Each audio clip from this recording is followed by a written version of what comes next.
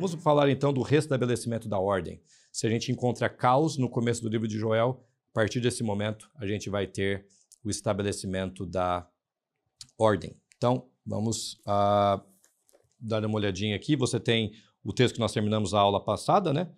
Então o Senhor teve grande amor, ciúmes, né? Literalmente ciúmes. A nossa Bíblia tenta pintar de maneira não tão assustadora esse termo, mas literalmente diz que Deus teve ciúmes de Israel, teve ciúmes da sua terra e se compadeceu do seu povo.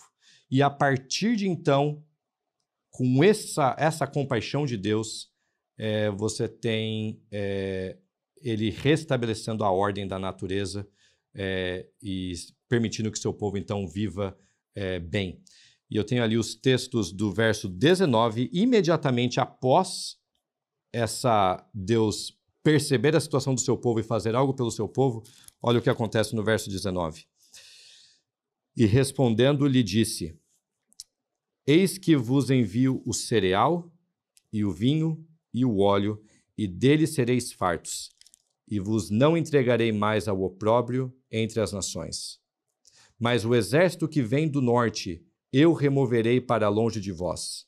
Lançá-lo-ei em uma terra seca e deserta, lançarei a sua vanguarda para o mar oriental e a sua retaguarda para o mar ocidental.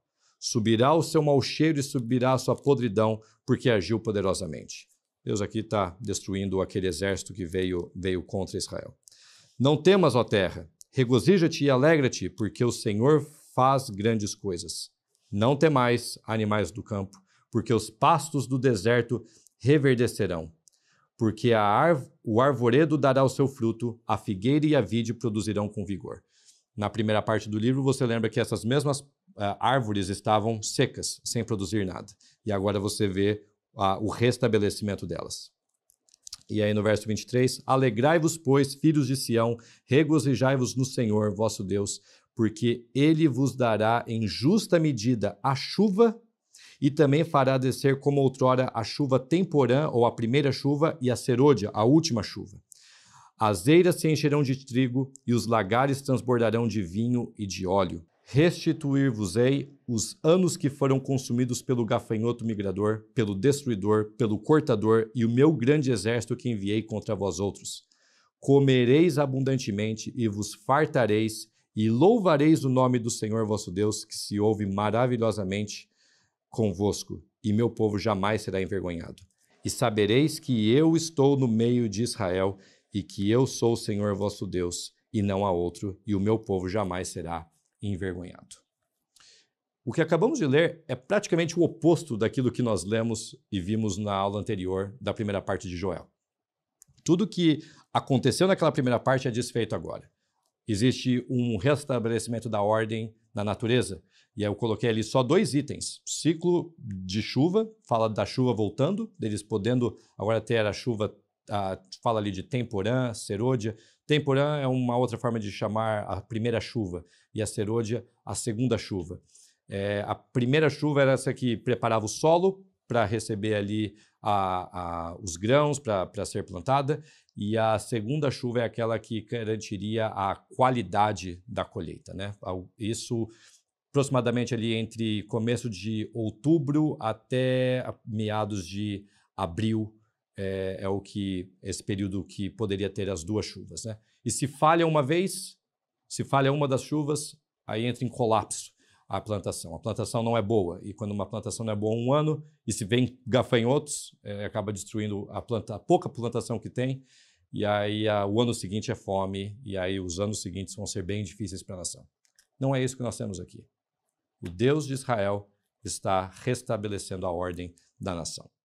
Eu quero comparar tudo isso que nós lemos e essa ideia de Joel com um documento do Antigo Oriente.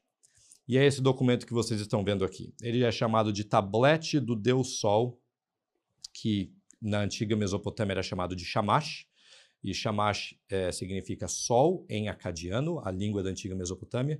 E se você conhece alguma coisa de hebraico, a palavra para sol em hebraico é Shemesh. Isso porque as duas línguas são relacionadas. Hebraico e acadiano são línguas da mesma família semítica. O tablete do Deus Sol, ele tem alguns paralelos com o livro de Joel. e eu aqui não estou sugerindo que esse documento influenciou Joel, ou vice-versa, que Joel influenciou esse livro. Não.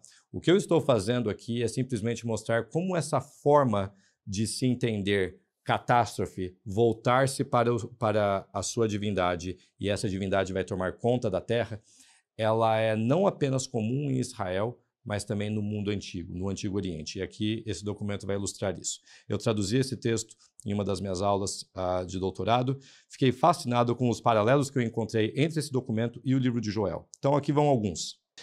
Ambos os textos escrevem um caos causado por um exército invasor. Nesse tablete aqui de Babilônia, você tem um império lá da cidade de Suto, na região da Síria. E enquanto que no texto bíblico a gente nem sabe qual é a origem do exército, né? Mas tem um exército invasor em Joel. Os dois textos vão descrever um período de fome e de seca. E essa fome, essa seca, ela causa uma interrupção no oferecimento de ofertas no templo de Shamash, que ficava na cidade de Sipar, lá no meio da Mesopotâmia. Inclusive esse daqui é o deus Shamash. É a estátua dele e aqui os adoradores. E o símbolo dele, esse símbolo do sol, né? Mas, conforme você vê essas similaridades aqui no texto, você vê aqui um chamado ao arrependimento, que eu chamei disso em Joel, que no livro que no tablete do Deus Sol aqui, que vocês veem, são uma série de reformas que o rei babilônico faz. Então, diante da catástrofe, diante de algo errado que está acontecendo na nação, esse rei babilônico, chamado Nabonido I, não é o Nabonido lá da época do profeta Daniel. Esse Nabonido aqui, ele começa a fazer uma série de reformas, porque ele sabe que tem alguma coisa errada do relacionamento entre o povo e a divindade. E aí o que acontece? Se o texto bíblico disse, então o Senhor teve grande compaixão, ou teve grande amor pela sua terra e se compadeceu do seu povo, o texto do tablete de Shamash diz, então Shamash tornou-se misericordioso e voltou o seu rosto para o seu povo. Está na coluna 3, nessas linhas 15 a 18 ali. Muito parecidas as duas frases, né? A ideia de Deus tem uma preocupação com o seu povo, Yahweh tem uma preocupação com o seu povo. Em Joel, Shamash tem uma preocupação com o seu povo, torna-se misericordioso, volta o seu rosto para o seu povo. E ambos os textos descrevem um período de abundância na qual a deidade, o Deus, seja Shamash ou Yahweh, age favoravelmente com o seu povo. Você tem vários tipos de ofertas sendo oferecidas agora no templo de Shamash e o restabelecimento dos ciclos de chuva e plantações em Joel. E note só, temos aqui dois textos escritos por duas pessoas diferentes, que são moradores de povos diferentes, mas com um princípio, uma ideia muito parecida de como funciona o relacionamento da divindade com o ser humano. A ideia de que se existem catástrofes, se existem problemas na nação, significa que o relacionamento entre a divindade e o ser humano foi quebrado, entre Deus e o povo foi quebrado. E nessa hora, o texto babilônico apresenta a iniciativa de um rei para mudar a situação. É um pouco diferente em Joel. O que acontece em Joel é que Deus manda um profeta para chamar a atenção do povo. Deus não deixa o povo ao seu bel prazer. Ele manda mensagens para esse profeta e para tantos profetas que nós vamos ver, para tentar chamar a atenção do povo. E assim o povo então acorda e se arrepende.